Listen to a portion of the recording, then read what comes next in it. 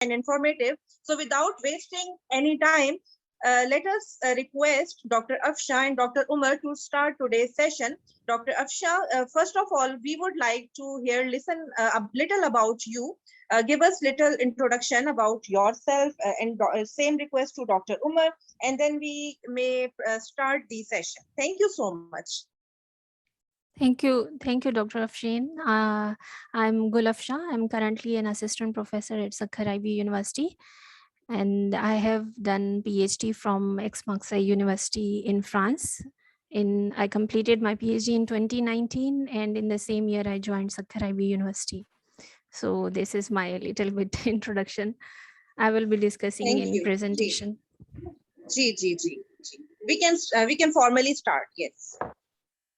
Okay.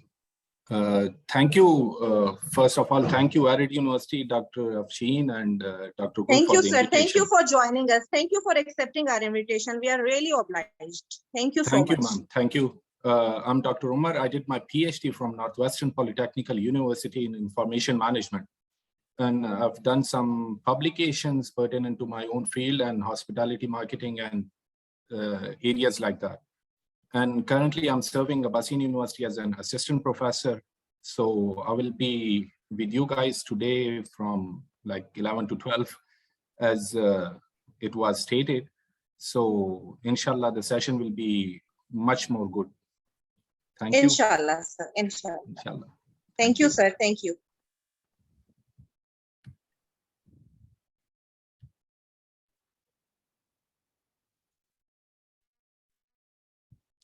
Ji Afshin, should I start? Yeah, yes, Dr. Afsha, you can start the session. Yes. Okay. Can you see the slides? Yes, this is visible. Thank you. Okay, thank you so much. So today we are going to discuss research proposal writing. I have already introduced myself. Today's session objectives will be to talk about the importance of research proposal and some of the elements that must be included while writing a research proposal. So these are the mandatory elements to be included in a research proposal. Besides that, we will also be discussing some of the optional elements that can be included in research proposal. Afshin, can you take care of the waiting list because it's... Yes, I will do it. You just focus on because, session, no issue. Okay. Okay, so we will be discussing some of the common practices regarding the research proposal writing because there are no universal rules of writing. So there is no hard and fast rule to follow these guidelines, but these strategies will help you to write your research proposal. Okay.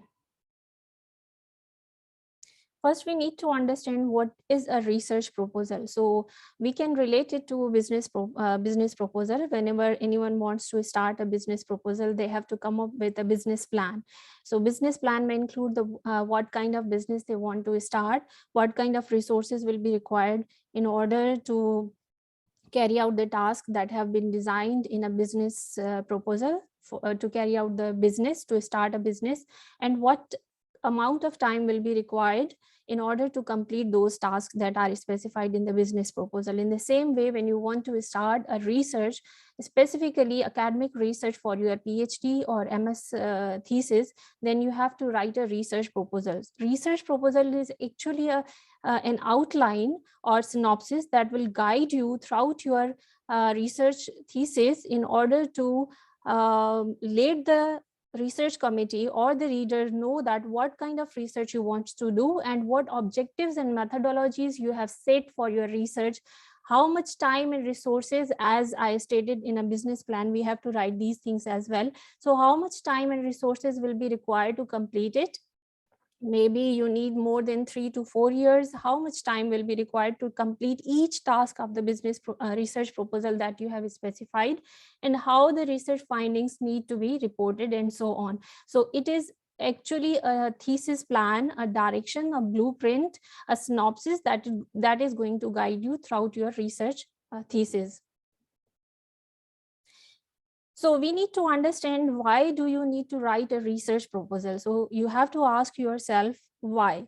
In order to understand the why, you have to see what kind of research proposal you are writing, because there are some kinds of funded research projects that you need to write a research proposal for.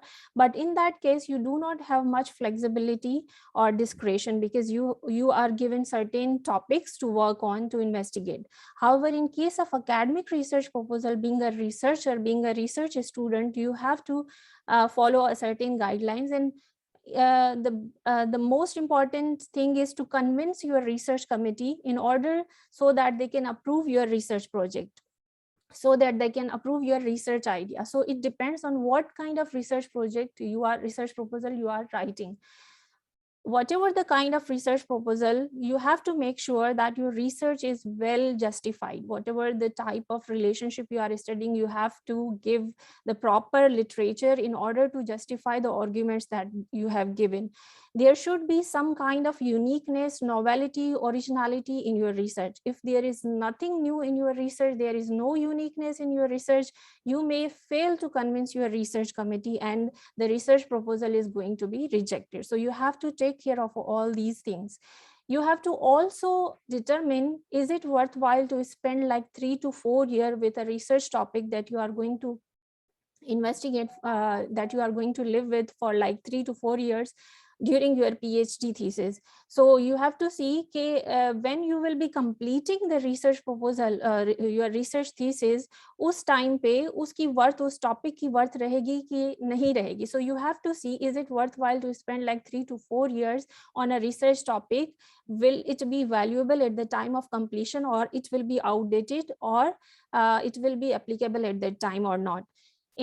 Besides that, you have to see that whatever the kind of research you are carrying on, that should be realistic and achievable. Like it should be designed in a way that it can be completed in 3 to 4 years or 5 years, not more than that, because you will be given a specific number of years to complete your research thesis. Now, many of us don't know when we start a research proposal, we don't know what to do. So for the people who don't know what to do, there are some steps that we can follow. Like step number 1 is to decide your broad area. Like my research area is human resource management, and particularly organizational behavior. So you have to decide what kind of area you belong to. The second step is to define your topic of interest. It means first you have to identify the broad area, and then you have to narrow it down in order to decide your topic of interest. Like for example, I'm working on leadership. So the third step is to see what is available on the topic that you are interested in. The best way is to look for the systematic reviews. Why systematic reviews? Because it will provide you a comprehensive discussion of the findings of the previous studies that have been conducted over the period of years. So rather than looking for the studies that have been conducted over the period of time, like 10 to 20 years, you could just look for the systematic review. It will provide you the comprehensive discussion of all those research studies that have been conducted on that certain topic over the period of year. So you have to identify from that literature what has been done, and the research gaps, what can be done, and what theories have been used with the particular topic that you have decided. This is very important, that you should identify the top journals of your field that has focused on the whether they focus on the topic of your interest or not. For example, my research is HRM, and the top journals includes Academy of Management Journal, Journal of Organizational Behavior, Journal of HRM, and many more. So I have to see the topic that I'm interested in. For example, if I'm working on humble leadership or knowledge-oriented leadership, I have to see whether those top journals are calling for papers on those specific topics that I'm interested in. And if that is not the case, you should think again about the topic of interest that you have decided in. Then of course you have to start reading. Reading is very, very important. Especially I have seen students wo shortcut dhoondte hain. So there is no shortcut to research. You have to start reading, and reading will also provide you the art to learn the art of writing, because when you will read, you will come up with ideas how the scholars, especially the top scholars in your field, top researchers in your field, are writing, are sharing, are building arguments in order to convince the readers to share their ideas. So you have to identify also where a particular information is located. You have to see different databases where you can find the topics of your interest in a certain, which kind of databases or journals are publishing those topic of interest. Then you can start proposing your research. It is very important to discuss your research with experts, your seniors, your colleagues. So this will provide you the feedback and you will know where do you stand in terms of a research.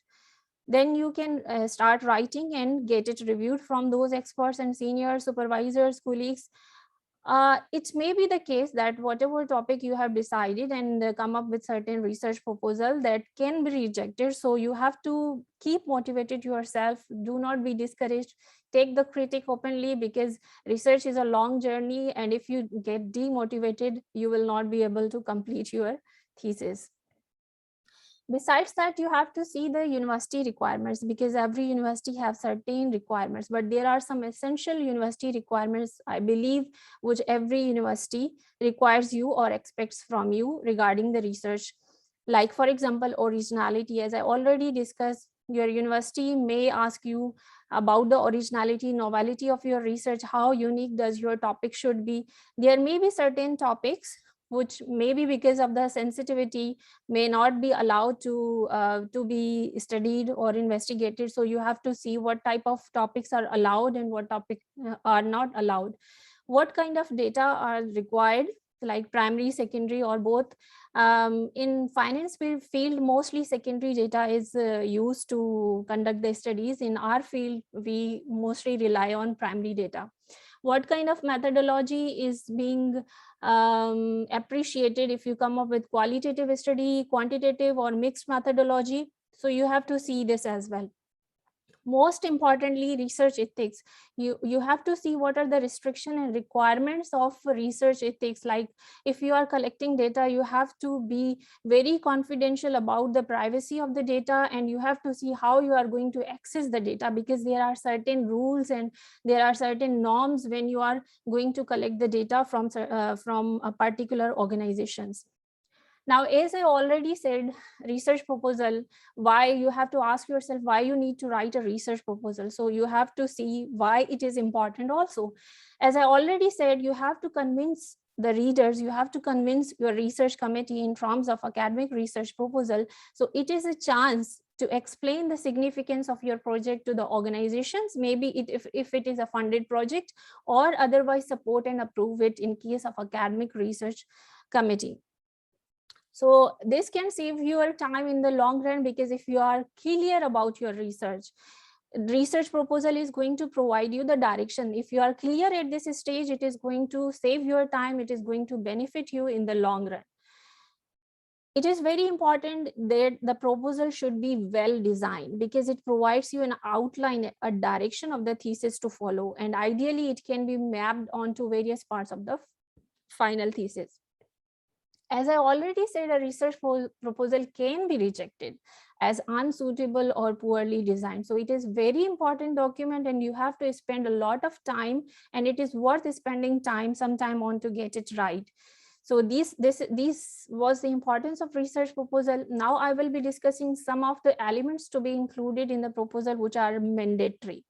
So this is a list of all those parts of research proposal.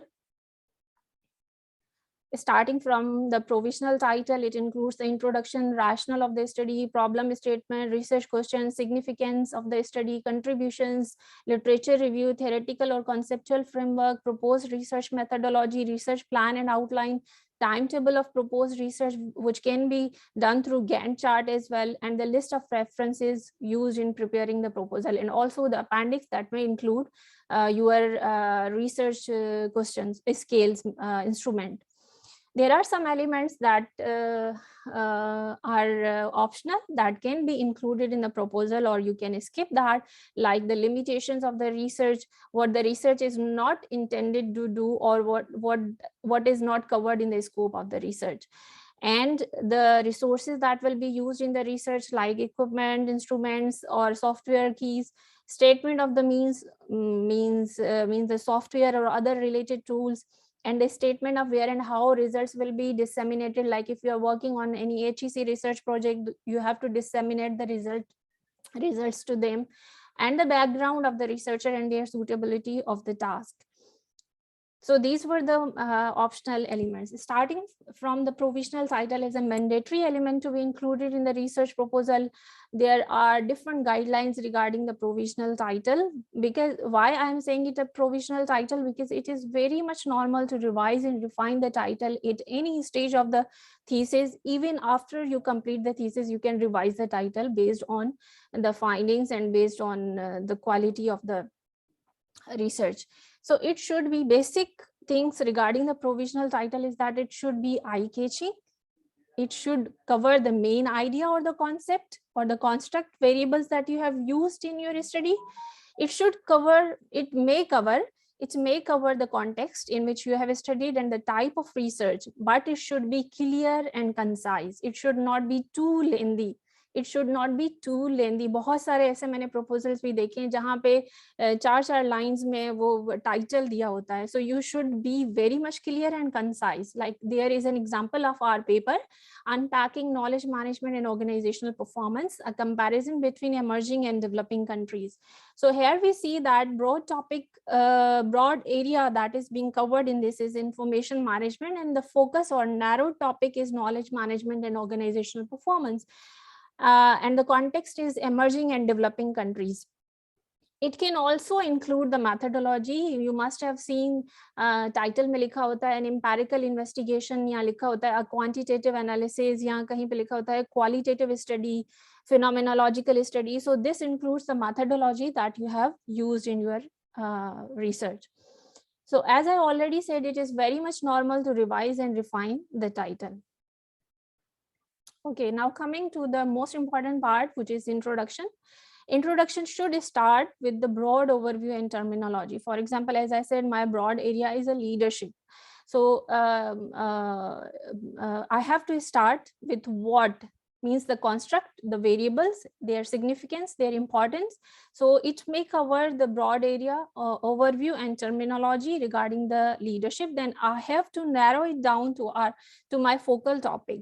Like for example, if I want to investigate the leadership style during COVID-19, when I went through the literature, I came up with certain kinds of leadership style that were very effective during COVID-19, and I want to study responsible leadership during COVID-19 in Pakistani context, maybe in HEIs or any other service industry. So here I'm defining the broad and narrow area of my research. Then I have to justify why I have taken or why I'm talking about the leadership, why I have chosen the responsible leadership during COVID-19, and why not any other leadership style to study. So this should lead logically to the research gaps in the research that you intend to fill.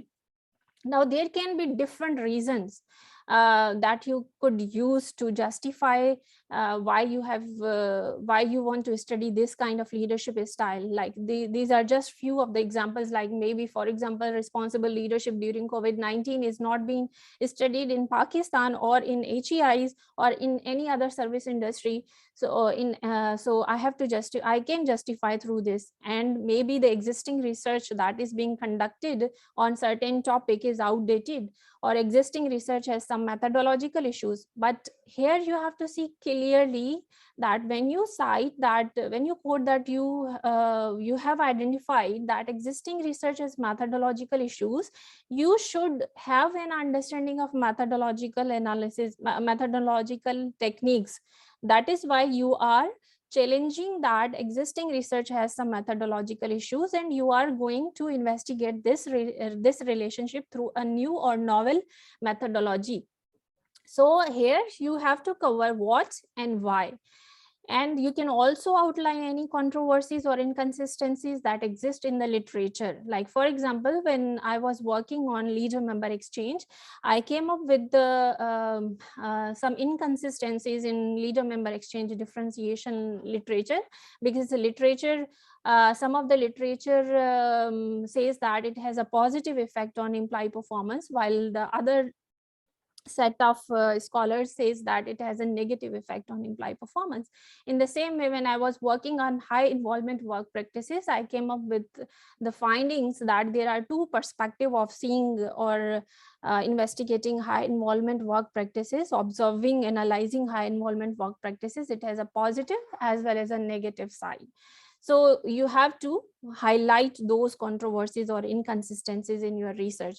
Most importantly, you have to use simple and jargon-free language to clarify your idea, and you have to facilitate the readers. You have to facilitate the research committee. You have to facilitate your supervisor, because this is your research. You are very much clear about your research, but you have to make others to be clear about your research. So you have to use a simple and jargon-free language. This is the sample from my paper, which was published in Journal of Management Development. Here you can see in introduction, I have started from talking about employees' well-being in service organization, and then I have talked about what are the kinds of management development practices, and then I have narrowed it down to high involvement work practices in service organization. This is another example, as I talked about research gaps. Here I said that you have to justify that could lead logically to the gaps in the research that you intend to investigate. So this is the title is Imposed Career Study Among University Students in Hong Kong. The researchers have identified, written about the importance of the topic, and then they have identified that there is something missing, that you see that there is no study has been conducted on the topic. अब हर दफा ऐसा नहीं होता कि if there is no study being conducted on the topic, so this is the justification that will be acceptable. No, there can be other justification as well, and sometimes this justification even doesn't work, because if there is no study that has been conducted on the topic, maybe the topic is not worthy to be investigated. ठीक है, तो आपने ये चीज भी देखनी है. But here they are talking about career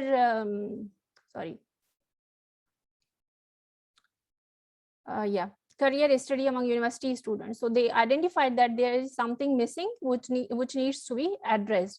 Based on that research case, the research aim is designed like the proposed research aims to determine the lived experiences of those students who were just forced to take a certain career courses according to the wishes of their parents or significant others, and how it affects the psycho-emotional and social well-being of these students. Now they are being forced to take certain courses, but they don't want to take those courses.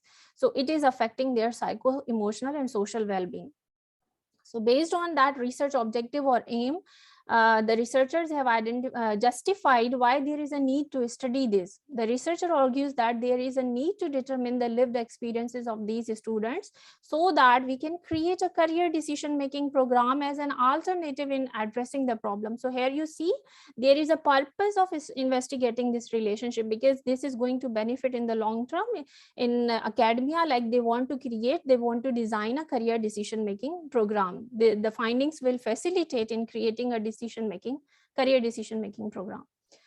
So that was about the introduction. Then rationale of the study, you have to cover rationale. What is rationale of the study? It is to clarify why this particular study is important to investigate.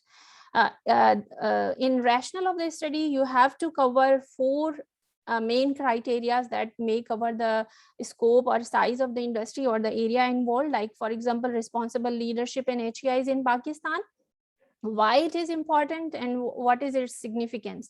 You have to identify the gaps in the literature, and you have to write if you are using any improved methodology or unusual or new methodology, and how it is going to benefit the practitioners, the policymakers in the long run. Okay, the research is all about problem solving, but here in problem statement, you have to write the problem explicitly. In problem statement, you have to highlight the issue that needs to be addressed. For instance, if a study would like to ascertain the impact of internal marketing orientation on knowledge management productivity in HEIs, knowledge management performance in HEIs, and further assess the mediating role of knowledge worker satisfaction on linkages between knowledge management performance and HEIs performance, productivity and HEIs performance in Pakistan. So here you want to ascertain, you want to investigate the effect of internal marketing orientation on HEIs in Pakistan. In the same way that we are going through a pandemic, COVID-19. So if you want to investigate its effect on, because it has affected many socio-emotional, psychological aspects of our life. So especially being a teacher, we are also affected because of the transformation of the educational system. So here it is written that as a problem statement, the spread of pandemic COVID-19 has drastically disrupted every aspects of human life, including education. It has created an unprecedented test on education. Therefore, some of the post-COVID-19 trends, which may allow imagining new ways of teaching, learning of higher education in Pakistan, needs to be outlined. So in problem statement, you have to highlight some of the background of the research, and then you have to come up with certain problem that you want to investigate. So this was all about my presentation. I would like to request Dr. Umar to continue to proceed with the presentation. Thank you so much. You want me to stop sharing the slide? You want to share? Yes, I will share my own slides. Okay.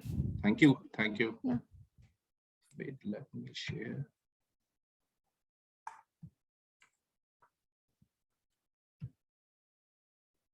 Okay, so Dr. Afsha already talked about the gaps, and either that gaps would be explicit or implicit, or either you are taking that kind of gaps as your contribution. So let's talk about research questions based on your gaps and your problem statement. So you should be stating those research questions, because every research question has its own novelty. According to Umar Sekeran, the book was published in 2016 and Creswell 2018. So they already stated that research starts from a research question. So basically, if you have a research question, then you can put up your literature, you can start reading it, or you can start reading a book. So that might be occurred in a different ways. So basically, what is research question? That is like if you can ask me a simple question like, what is a research question? So that is basically what need to be investigated, or research or a question or a formal hypothesis. So basically based on that research question, that formal hypothesis made up, and research objectives. Now the single question which usually student ask from me or any one of you. So if I'm doing a work on qualitative aspect or quantitative aspect or mixed method, so either that research question may differ. Yes, that differs, because for a research question, qualitative aspects are different. So if I'm talking about a what aspect, like, let me share an example. This is basically a research question from my own paper. And the second thing is like that paper was a wholly quantitative paper. So if you can see, like, does IM has an impact, or is there a direct impact, or does KWS mediate the relationship between? So basically, does or is there any impact or any kind of action verbs you are using? So basically, you can analyze these kind of statements. Like you can't analyze a what factor, like what is the impact of IM, or what is the impact of KM processes, because what has no magnitude. You can see that qualitative aspect in Creswell book. You can see more literature pertinent to qualitative aspect in Umar Sekeran. Book was published in 2016. So I will share with Dr. Gulafsha, and she can share with the coordinator or someone with the Arid University. So based on your research questions, research objectives derived. So that is basically evidence of researchers, or like a clear sense of purpose and direction of research. For example, in my research or in my own dissertation, so basically I've took like to ascertain the impact of internal marketing orientation on KMPs, or to assess the mediating role of KWS on linkage between KMPs and HEI's performance in Pakistan. The first of all, usually a student do a mistakes making a research objective by adding like another kind of statements and start with the qualitative aspect. But the thing is, like, if you are doing a quantitative studies, so you can start with the to ascertain, to investigate, to assess. So you may use these kind of words, because these have a magnitude and you can analyze them in quantitative techniques. Contribution. So usually a student may come to us in with a proposal. So they've stated like theoretical or practical contribution with merge kind of paragraph. So in my opinion, and if I'm going to give you a tip and trick, so kindly separate them. You can write the practical contribution, so you can justify how your study is going to contribute in a practical way, and you can add another heading, subheading of contribution of research that may be like a theoretical contribution. But usually student already stated like or instilled in their researches like this theory will be contributing. So how this theory will be contributing, there is no clear evidence of this. So kindly focus on how you are going to contribute and why your study is going to contribute. So these two aspects are much more important. So kindly do research on this and do read some latest papers over this. Basically, it's like a practical or theoretical nature of outcomes. Or you can say like it's an extension of your research or a clear evidence. So this is basically a sample contribution of took from one paper. You can see like based on the limitation or gaps, the objective of the study is to ascertain the interrelationship between IM, KM processes, KWS and OP in HEIs in China. So basically this is the research objective, and I've added already a question because from questions, your objectives are derived. So this is the sample contribution. Let me talk about literature review. So usually, most of you guys, there are so many students over here.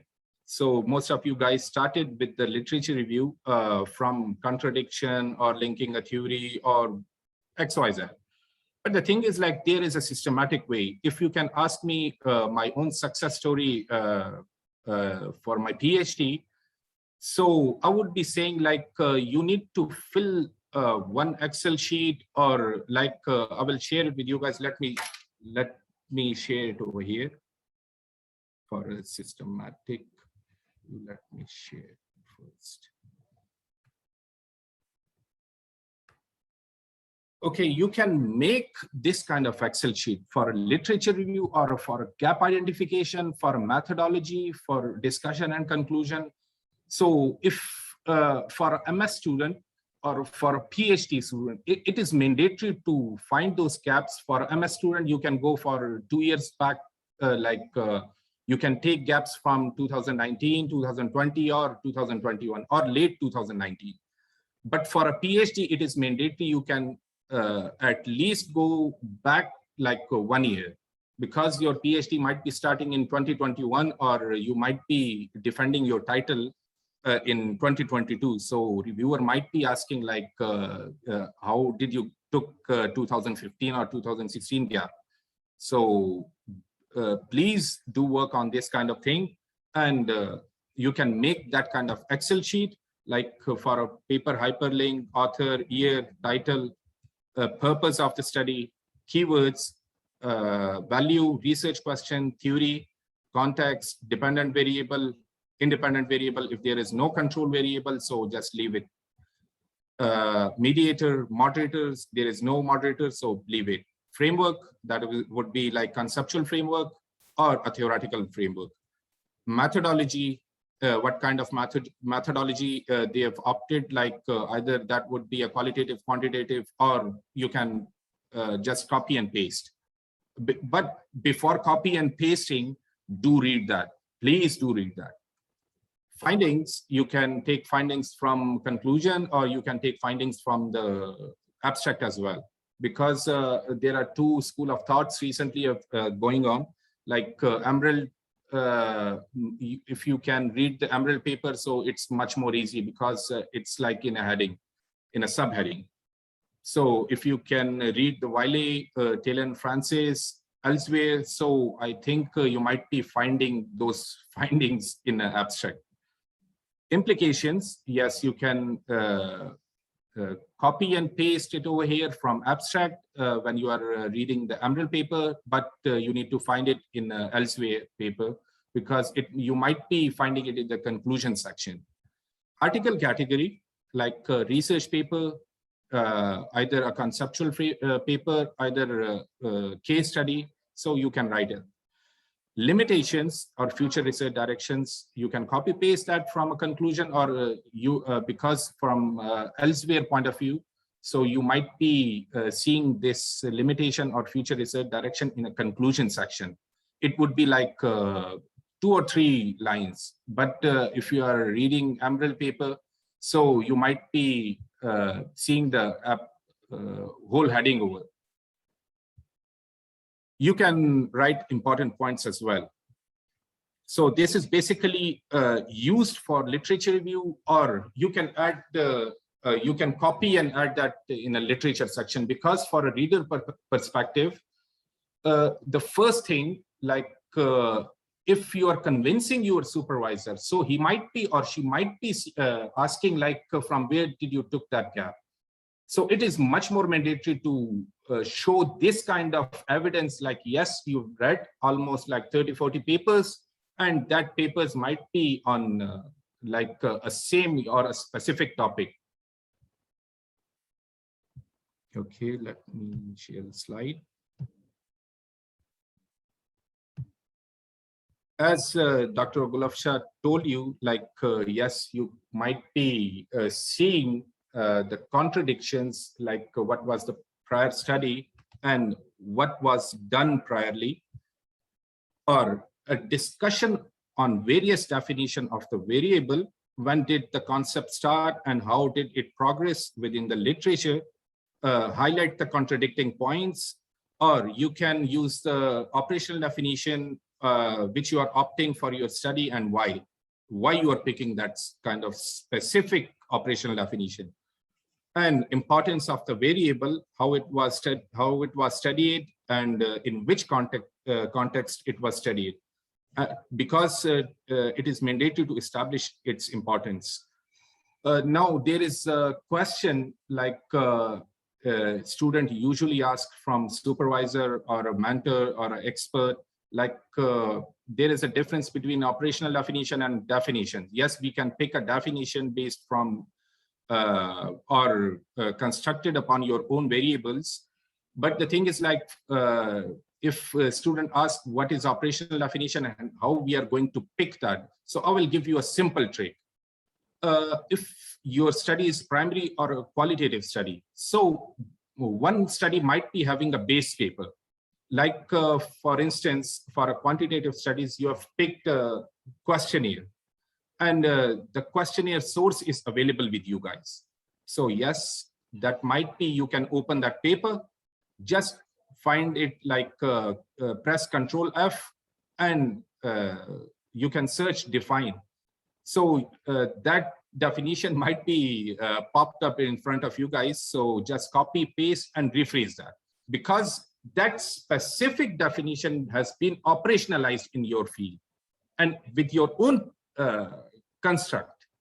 So that is the key tip, because I've asked so many times and I've discussed that with the experts. So they might say like, yes, you can do this kind of trick because it's like a reverse engineering. So you can do that. This is the sample literature. But the thing is like, there are two school of thoughts. Usually one school of thought said like, you can take literature review based on your key variables, and you can insert that or instill that in your proposal. But the thing is like, of my own opinion, like, yes, you can do that. But the thing is like, if you can tell them like, yes, these are the barriers relevant to my own field, relevant to my own scope, relevant to my own variables, and I'm going to foster these kind of barriers in my own study because I'm going to contribute this kind of thing. So that might be important. That might be a good impact, because Pages does not have any kind of thing with the quality. But the thing is like, if you are going to have the quality work, so you need to do this kind of thing. Because like for a literature review, being a Asian, so I'm really sorry. But the thing is like, we already took from other paper, just copy paste and rephrase that. That's it. So this is not a literature review. This is not even a systematic literature review. This is not even a critical literature review. So kindly refrain this kind of thing. Yes, you have a research question, you have a research objective. So just focus on that, focus on your systematic literature review, and you can include these kind of novel kind of work in your proposal. So I think if you are including these kind of thing, so I guess another or your supervisor or reader or your reviewers might be impressed with this kind of work. Even I've included this kind of work, so nobody even asked a single question pertinent to my own literature review. So you might be doing these kind of novel works. And don't go for Pages, because don't ramble for a Pages, because it will lead you to nowhere. Okay, so theoretical and conceptual framework, I'm talking about wholly solely as a quantitative aspect or a mixed methodology, you can say. Yes, there is a difference between conceptual and theoretical framework, because if you are extracting from a single theory, so basically it's like a theoretical framework, and conceptual framework might be explaining the relationship between variables logically. So this is basically the final part of your thesis, for not thesis, basically a proposal. So it will be like this kind of thing. So this is basically a sample framework, which is a conceptual framework, not the theoretical framework. You might be having a research question pertinent to theoretical framework.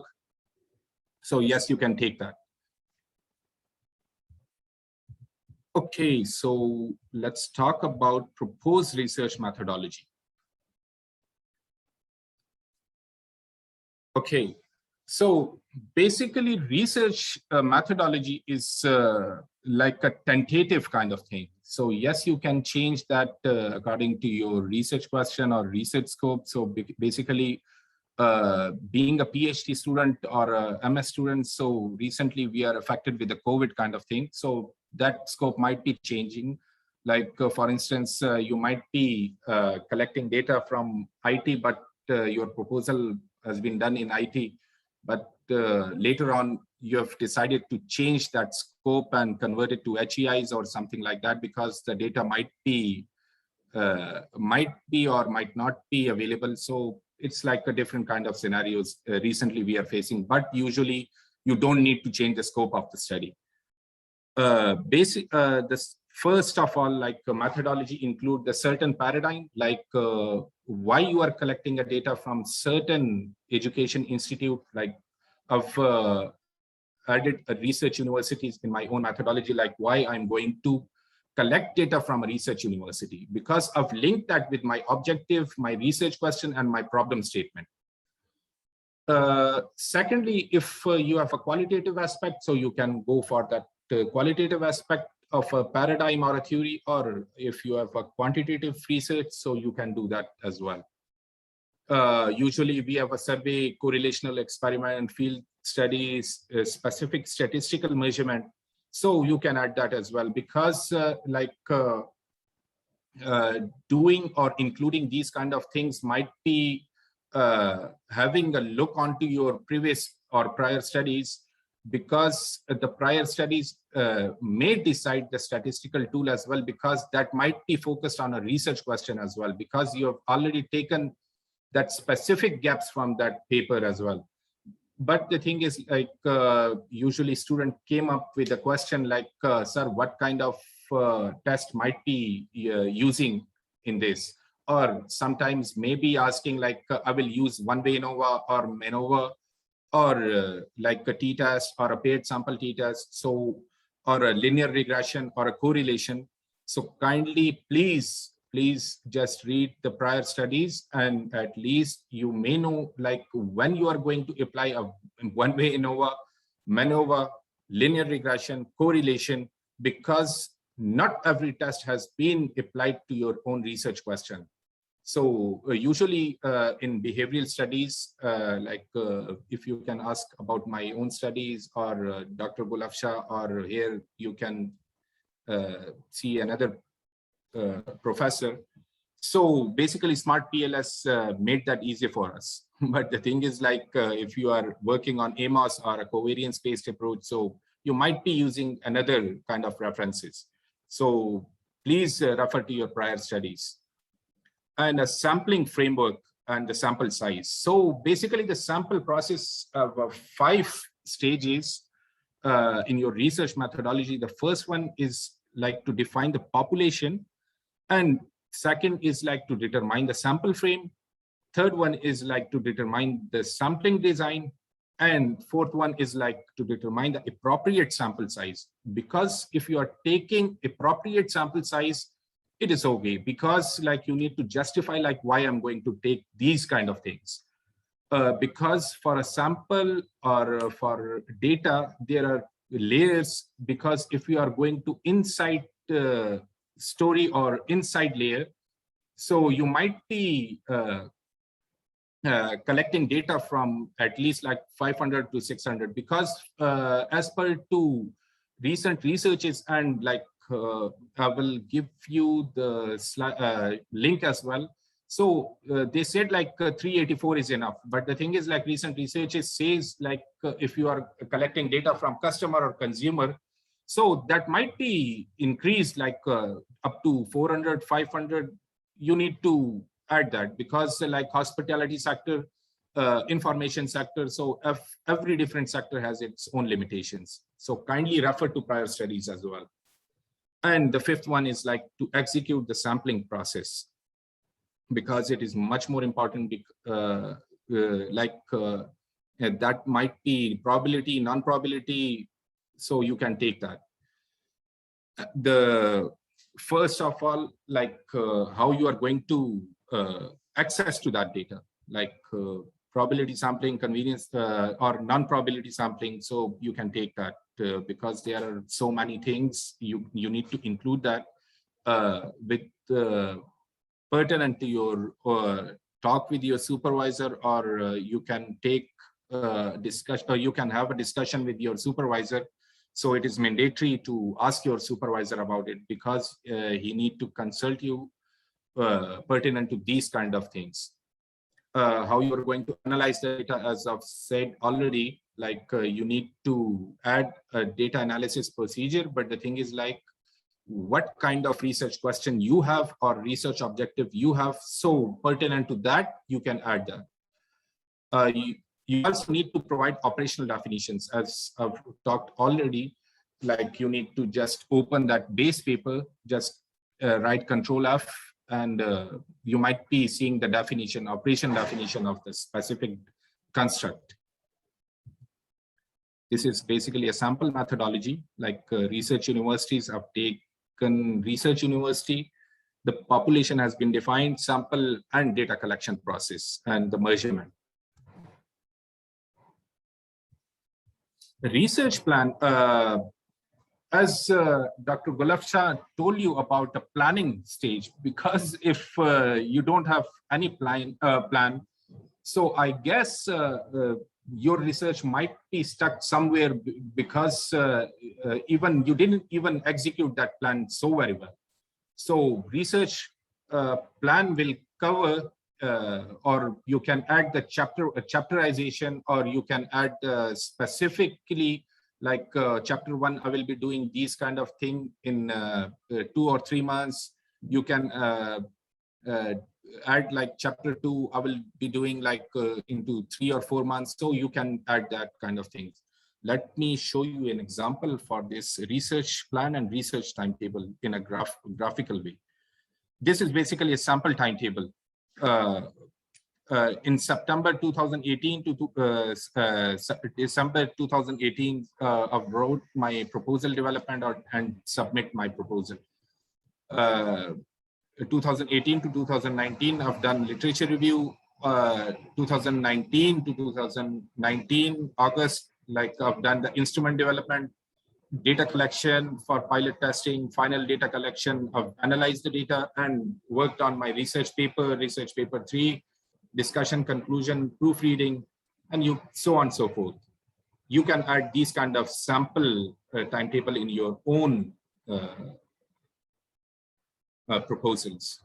This is basically a graphical way. You can add that as well. You can add even a Gantt chart as well. And you can use even a Microsoft project as well, because that work breakdown structure might be leading you to the good way. So you can add that as well, because if you are going to give a novel kind of thing to your readers, so they might be getting impressed from your own work. So in introduction, you can add 3,500 words, or will be written in 3 months. So the weightage is 5%, and so on and so forth. List of references, that is basically the evidential form. But the thing is, like, I won't talk about how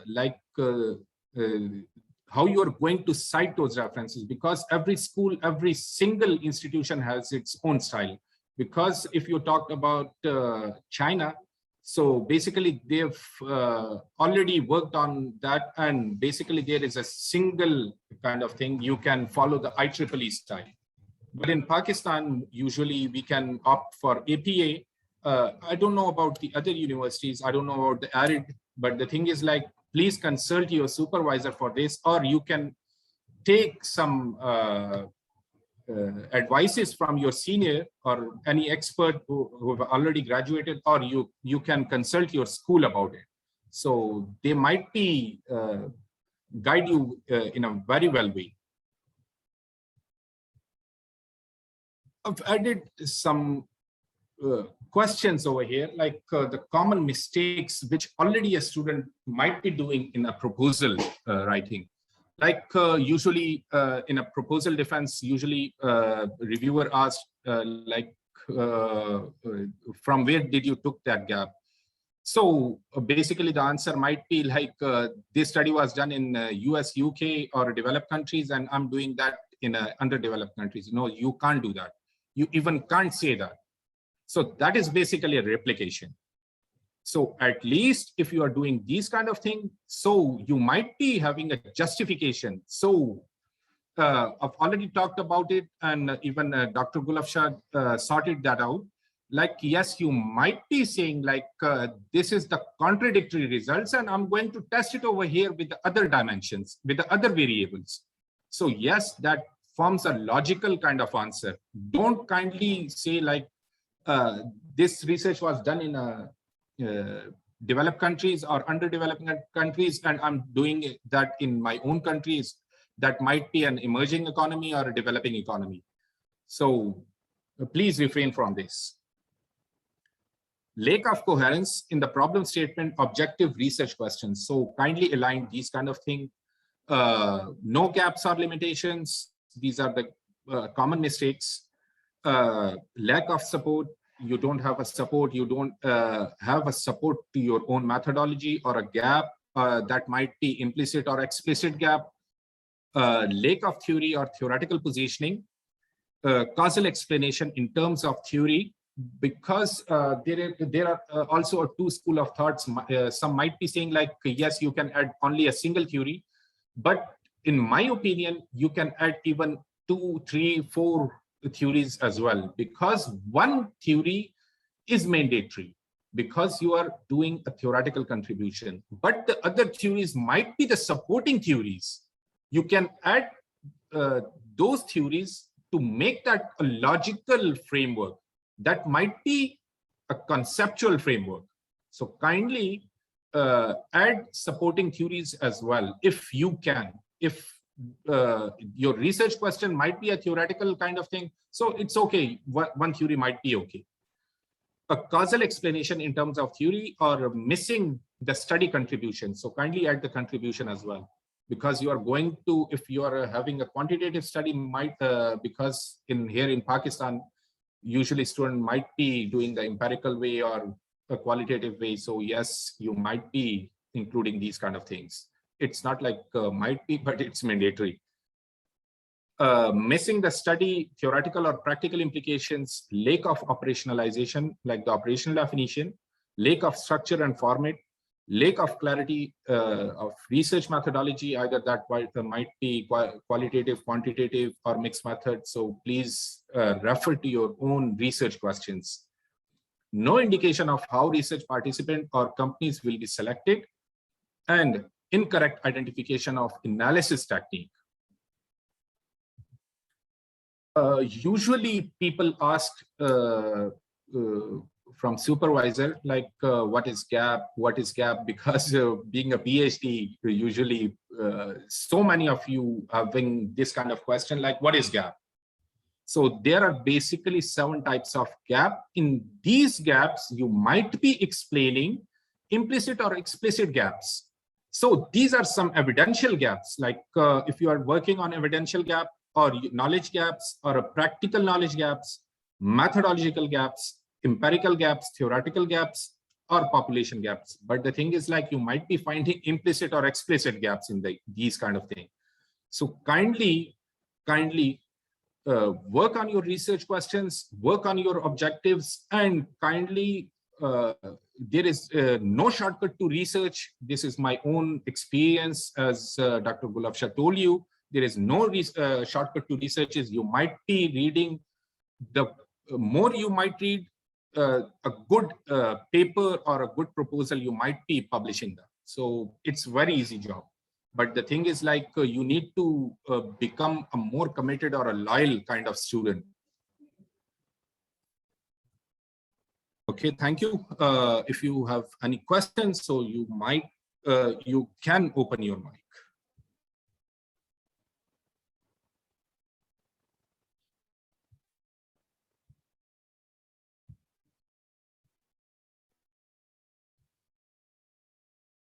Hello. Afshin, are you there? I think she is not here. Okay, if okay, anyone of you who have any question can ask.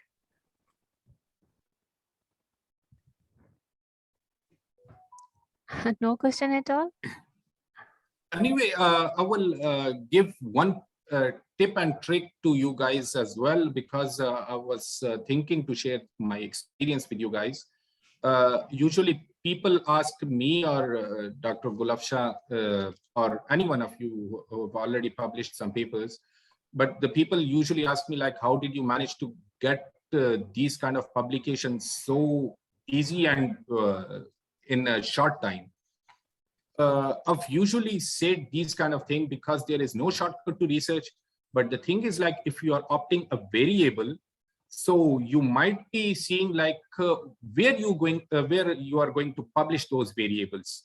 Either that might be in Elsevier, Emerald, or any specific journal.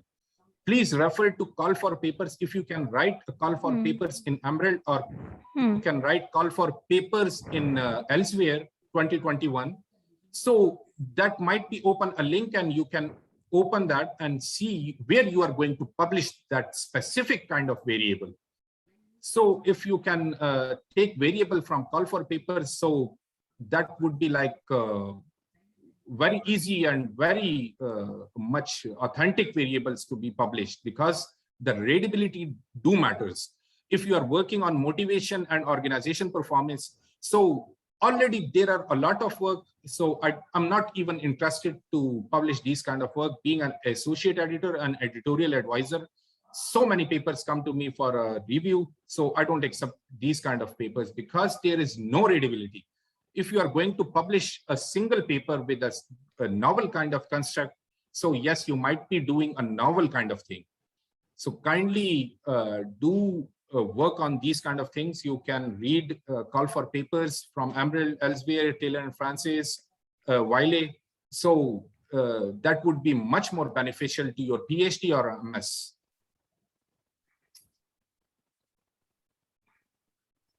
Anyone who wants to ask any question? Afshin, are you? I think you are here now.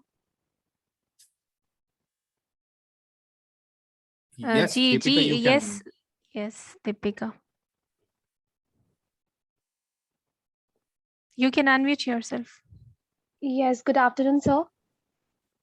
Good afternoon. Sir, yes, sir. Sir, actually, it happened to me once that I submitted a paper in journal, but the journal asked me to reduce the paper words into 3,000 words, and the paper was originally 7,000 words. So, so I was like little confused how to reduce more than 50% of the paper size. So, what should I do in this case? Usually, if you can ask me, so I will be saying like you can find another journal. No need to reduce, because so many times I've faced these kind of thing, because you can't reduce so many things. If you are having a cross-country study, if you are a cross-cultural study or a comparative study, so you can't even remove a single line. So you might be seeing another journal. So I think it's okay.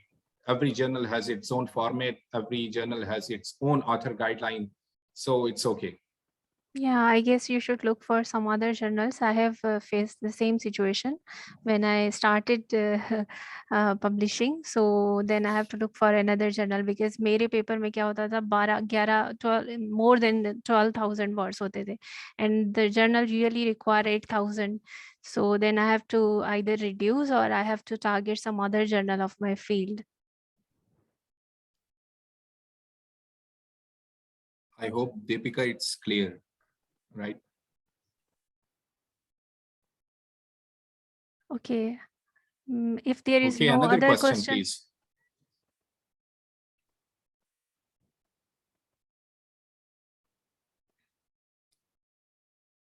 Okay, Dr. Afshin, over to you.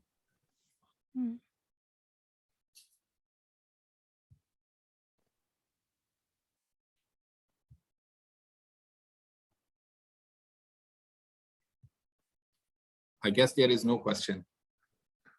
Afshin, I think Afshin is not, she is here. Afshin, are you there?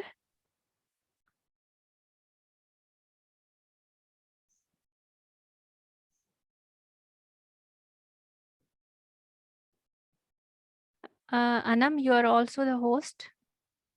Okay, Dr. Yes, Sarish. Yes, you can unmute yourself. Sarish, you can unmute yourself. Yes, thank you so much. Can you listen me? Yes. Yes. Yes, Sarish, we Thank you can so listen. much. Yeah. I was thinking that there's some problem that Dr. Afshin is not listening, so that Yes, I might. yes. I was not connected. Yes. Oh, okay. Yes, please go ahead. Yeah, I have listened to the whole session. The overall session, I just want to conclude it that it was overall a very good session for basically for the MS and PhD students.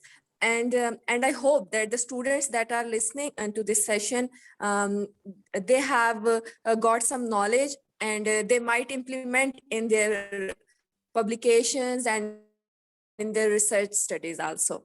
And I just want to thank you that you people have taken out time for us. Thank you so much. Thank you. Thank you. Thank you, Thank you. Sarish. Thank you, Sarish. Okay, any other question?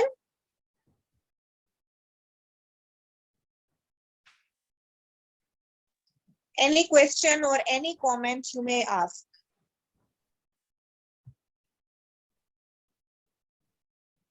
Actually, when you Okay, were thank not, you so much. Yes, yes, yes. when They have you, already yeah, asked the some of That is the good. students That is asked. good.